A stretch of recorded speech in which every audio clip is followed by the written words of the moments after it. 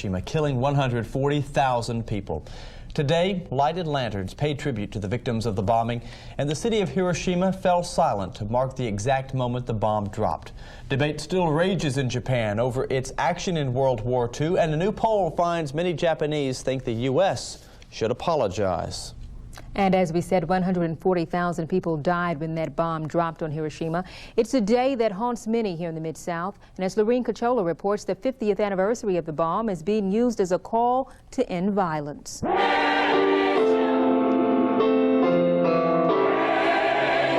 They sang and danced for peace as a group of 200 people watched and listened as others shared their beliefs that the bombing of Hiroshima should have never taken place. O God, illuminate them through the lights of thy love, and let their hearts become radiant. And during a candlelight vigil in Overton Park, they prayed for it to never happen again. It's critical that we recognize what happens when we allow violence to be the means by which we resolve conflict. I got love like an ocean. Seiko Igarashi was just an infant in Japan when the bomb was dropped, but her mother kept the horrors of that day alive in her mind. Every time she heard a siren for air bomb, she grabbed me and took me to the air bomb shelter, and she spent there for terrifying hours. Others, however, remember that day as a joyous occasion. Cy Fried was getting ready to fight in the Pacific when the bomb was dropped. When we found out, the war is coming to an end, I thought it was great, at that time. But since then, I've had many misgivings. But on this night, 50 years after the bomb, they all remember those who died in Hiroshima. Dozens of lanterns were set afloat on the water, a Japanese tradition to light the way for the dead, a light for those who perished in the blinding glow of the atom bomb. Lorene Cachola, WREG News Channel 3, tonight. And the lanterns for tonight's ceremony were made by children in local youth groups. Throughout the day here in the Mid-South, people have been remembering Hiroshima. Children presented cranes made of folded paper during a service at the Prescott Memorial Baptist Church this morning. It was a special peace offering to remember the victims of war. For young people, it's a symbol of hope. Makes me feel kind of hopeful that maybe someday we can have peace in the world. That someday we can achieve peace where we don't have to, drop bombs on people. But one World War II vet at Prescott Baptist says the bomb was necessary to end the war, and he has no regrets. And that same sentiment was felt today at a World War II treasure here in the Mid-South, the Memphis Belle. Several tourists visit the B-17 bomber on this special anniversary. Robert Cunner flew a B-17 over Germany. He says dropping the bomb saved American lives. Phase training on B-12. Oh, yes. Lord, yes. It saved a heck of a lot of lives. I don't know if I would have been able to get through a second tour of duty in the Pacific as lucky as I did in the European theater. And Connor says not enough young people are learning about World War II. One way to learn is to listen. Listen to the people who were there. Jerry Tate has been talking to Mid-South vets who fought in World War II. Tonight, a look back at the dark days of war and the cost of freedom. December 7th, 1941, a date which will live in infamy. 2,400 Americans were killed in the Japanese sneak attack on Pearl Harbor, and America was at war. Everybody was numb. They didn't know what to expect. Most people didn't even know when the hell Japan was. As America was getting its war machine cranked up, Japan was moving across the Pacific. The rising sun was beginning to cast an enormous shadow. Wake Islands, the Philippines, island after island fell before the Japanese onslaught. Truman, Arkansas is about as far removed from a war in the Pacific as you might think a quiet little town should get. But wars have a way of reaching into places just like this and pulling people out. The night of the invasion, we had two of them in action. Crawford Harlan's artillery outfit was pulled out of Bataan the night it fell to the Japanese. He was captured on Corregidor and spent more than 3 years in a Japanese POW camp. 3 years of cruelty, especially by one guard. For 2 years, every day or every night I lay down, I'm going to kill that man. the next day after we was freed, I had a loaded rifle on guard duty and had that man under me. If I hadn't had a change of heart, I'd killed him. Then, finally, the tide began to turn, and names hardly anyone had ever heard before were on everyone's lips. Guadalcanal, Tarawa, Saipan, Kwajalein. The beaches and jungles of those faraway islands and many more were drenched in American blood. I have described Kwajalein as 9 days, every day being similar to the 4th of July. Fireworks everywhere, toe to toe. Banzai attack, one right after the other. And we welcomed that because it gave us a chance to kill them in big numbers. As Americans fought and died in Europe and the Pacific, a small group of engineers and scientists worked in a super-secret compound in the desert of New Mexico at a place called Los Alamos. And in the Pacific, each tiny island captured became a stepping stone to Japan. I didn't know anything about it myself. Jim Ryder was a Navy Seabee who helped build an extended runway on one of those small islands called Tinian. He had no idea what planes would use that runway. I know they had a special plane there when we left that we couldn't get next to. And he didn't know it, but those planes would drop 2 bombs on Japan that would end the war within a matter of days. Fascinating. So many Mid-Southerners with so many stories to tell about World War II. A lot of reflecting. Yeah. Still ahead, family members of a murder victim seeks to put an end to their agony. And a little later on, one candidate in this year's city election celebrates a new beginning. We'll have his story.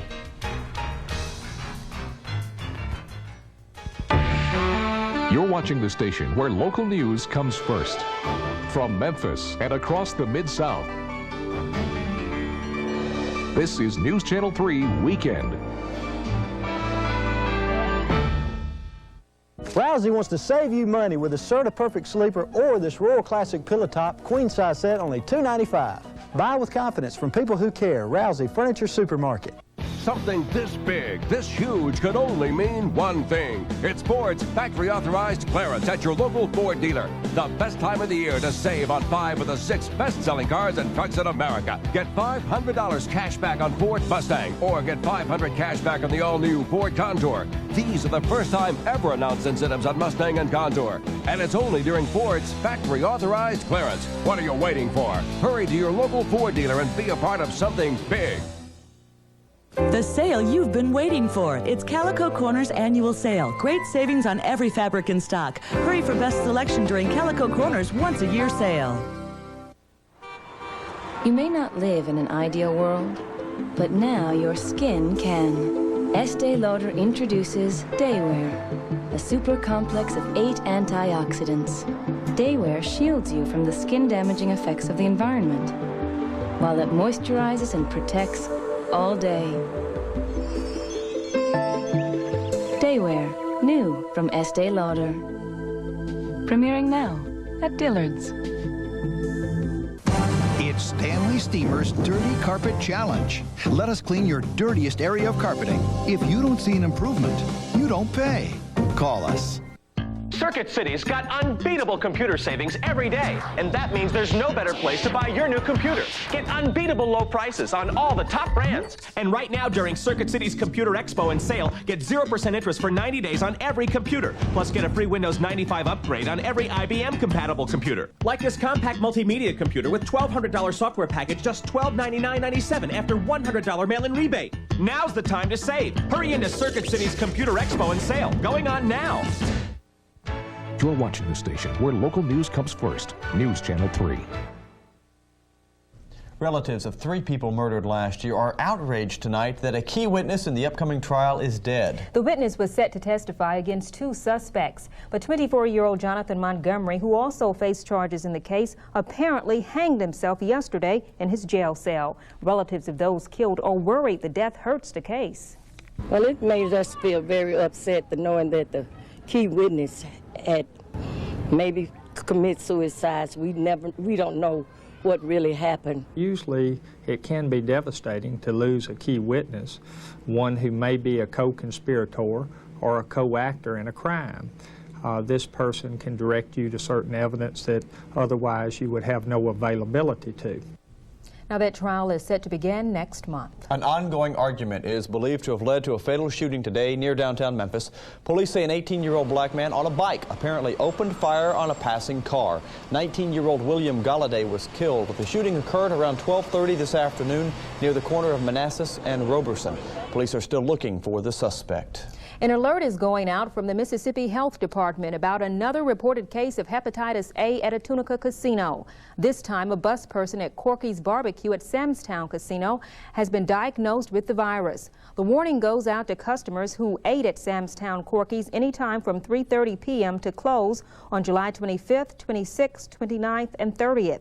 If you dined at the restaurant during that time, you are at possible risk of exposure and may need immunization.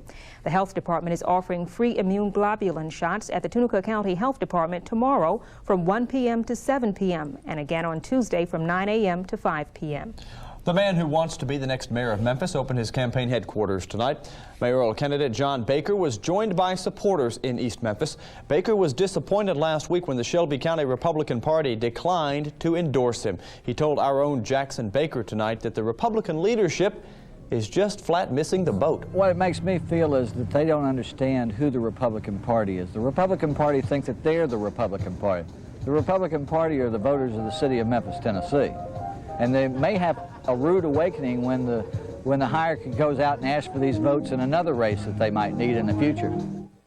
Baker faces incumbent mayor Dr. W.W. Harrington, who received a big boost earlier this year when Republican Governor Don Sundquist called for Harrington to be re-elected overwhelmingly. Scattered heavy thunderstorms caused widespread flash flooding throughout the Mid-South this weekend, including portions of West Tennessee. One of the communities hardest hit was Bradford in northeastern Gibson County. Heavy rains caused flooding along this main stretch in downtown Bradford late this afternoon. Folks living nearby say the water came quickly. It started raining like it is right now, and that's about all the way up. Next thing you know, that creek out there was overflowing onto the highway. Well, it just went to rain and come a big flood, and everything flooded out up here, and there was one car went off in the ditch. And authorities say that by dark, the water levels had gone down. The rain did hit pretty quick, though, around the parts of the Mid-South this afternoon, didn't it, Tim? Certainly did, Steve. And here in Memphis, officially, we haven't seen a drop. That's officially other areas, Millington, Jackson, Jonesboro, Gibson County. They've seen their share. I'm going to tell you why. Plus, we'll check the forecast next here on News Channel 3, WREG TV Memphis. Tonight, we're proud to serve Hamilton and all of Benton County, Mississippi.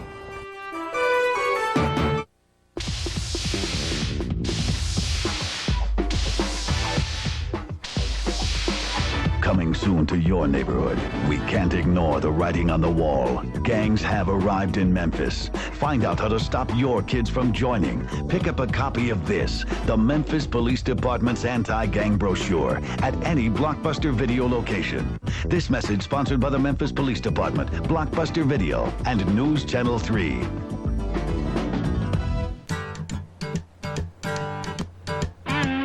Samstown gives you a chance to win one of America's most popular sports vehicles. It's your chance to win a 1995 Jeep Cherokee Sport every Wednesday. Plus, we'll give away $1,000 in cash later that evening. It's more cash and more Jeeps with more winners more often. It's a Jeep a week every Wednesday, only at Samstown Hotel and Gambling Hall. Samstown, the biggest and the best.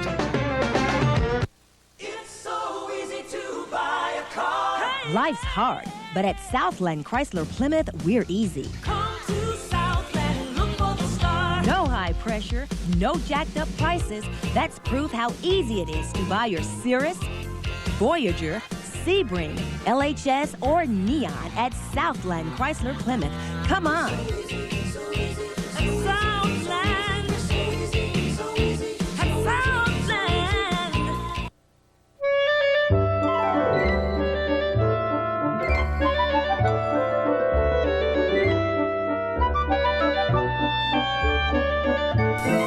Family Restaurant Restaurants introduces 2 new bread bowl salads. The new pepper steak with provolone cheese and the new smoked turkey with crisp walnuts. These salads won't be around for long, so be sure to drop by and try them. Perkins, breakfast, dinner, and everything in between. Birth control designed just for men on the next hard copy. Monday at 3:30 on News Channel 3. Let's go out to the backyard with Tim Simpson. And Tim, the humidity today certainly made things seem awfully warm out there. Certainly did, but the rain brought some relief for some folks across the Mid-South. If you want to call relief flash flooding, we've seen some of that today. Matter of fact, the rain interrupted our weather watcher this morning, John Gell. He was out taking a jog early this morning before he went off to church, and he had to quit. It just started pouring down rain. He's out near Sycamore View in Summer. 78 is what he's reporting right now in clear skies. And right now, our high temperature in Memphis today was 90 degrees.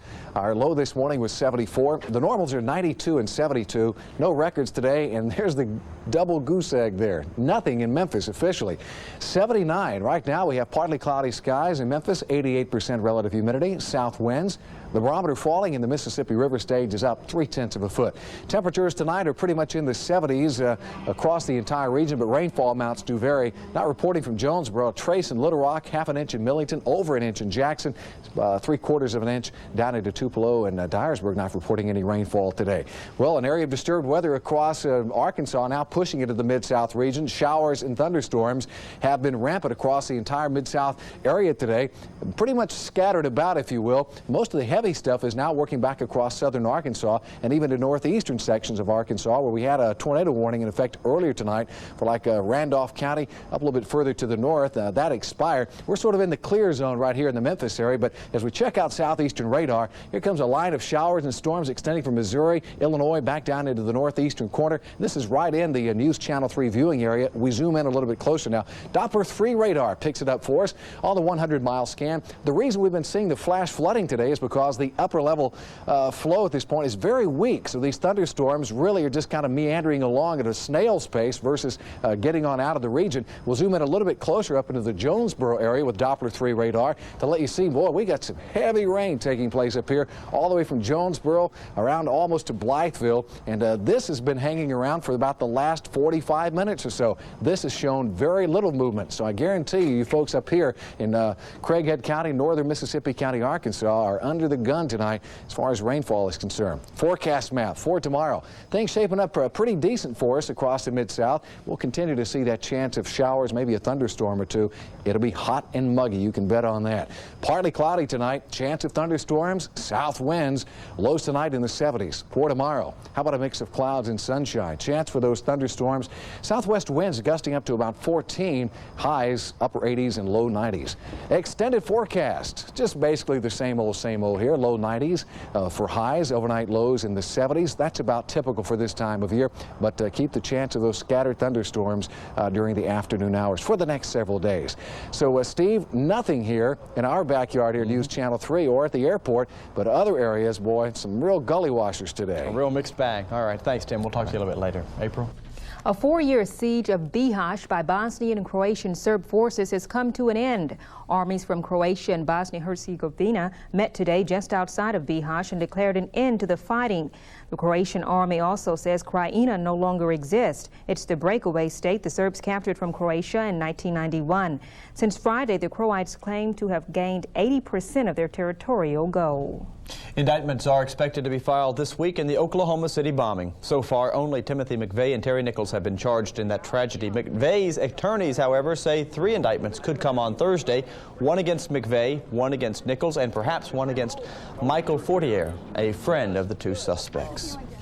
Still ahead here on News Channel 3 tonight. If you like old cars, and I do, you'll want to stay tuned. Some real classics were rolling in North Mississippi today. We'll show you when we come back.